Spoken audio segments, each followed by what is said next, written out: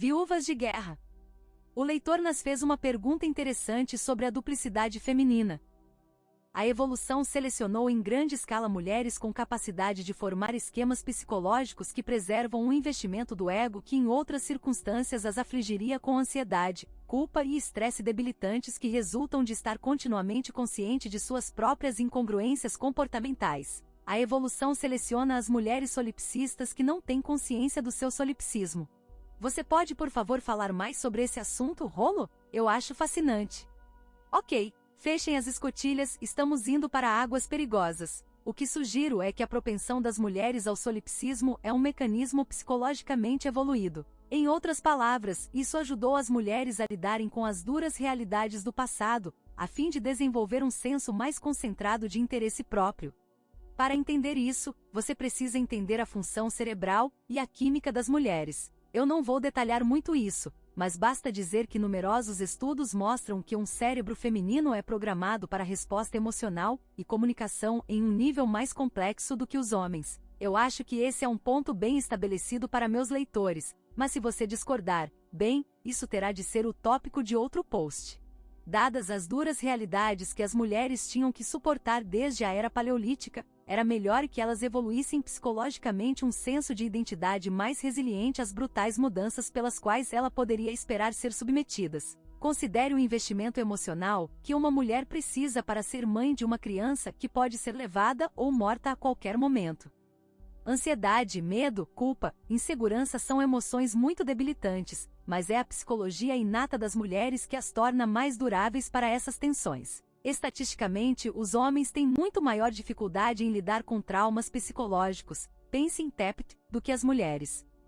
Por que isso deveria ser? Em face disso, você pode pensar que a melhor capacidade dos homens de se remover racionalmente do emocional os tornaria melhores em lidar com o trauma psicológico, mas na verdade o caso é o inverso. As mulheres parecem ter uma capacidade melhor de aceitar o sacrifício emocional e seguir em frente, ignorando essas tensões ou bloqueando-as completamente de sua percepção consciente. As mulheres que possuem uma capacidade empática mais pronunciada indubitavelmente serviam a nossa espécie nutrindo os jovens e compreendendo dinâmicas sociais tribais. No entanto, isso era também uma responsabilidade em relação a uma mudança hostil em seu ambiente.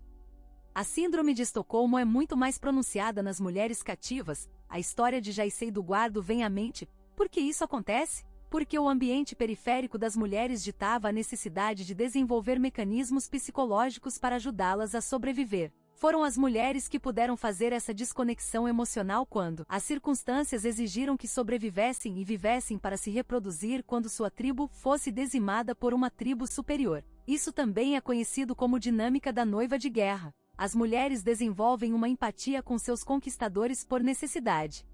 Os homens são o sexo descartável, as mulheres, o sexo preservado. Os homens simplesmente morreriam em favor de um agressor superior, mas as mulheres seriam reservadas para a criação. Por isso, serviu um imperativo feminino evoluir a capacidade de cortar os laços emocionais anteriores mais prontamente, em favor de seu novo captor, e se concentrar em uma psicologia mais autoimportante, o solipsismo.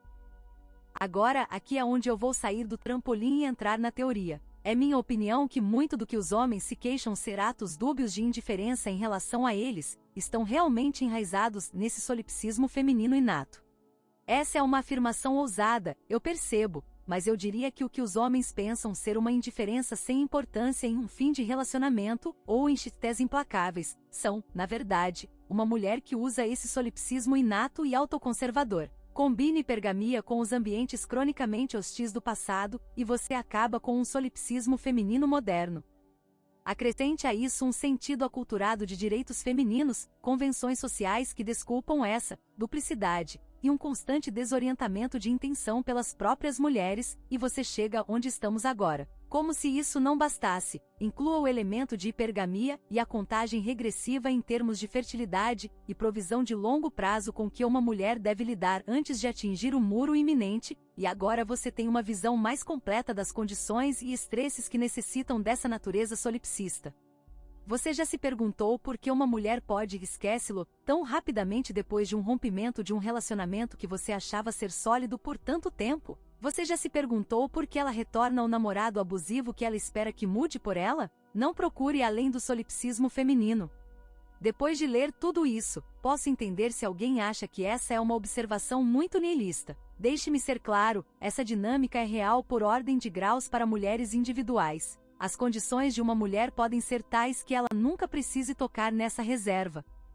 Além disso, estamos lidando com elementos subconscientes de sua personalidade aqui, então não seria nenhuma surpresa que o solipsismo feminino não fosse cognitivo para a maioria das mulheres, portanto ofensivo e negado. Não estou pedindo que alguém aceite essa ideia como um evangelho, apenas que os pontos se conectam de maneira muito previsível.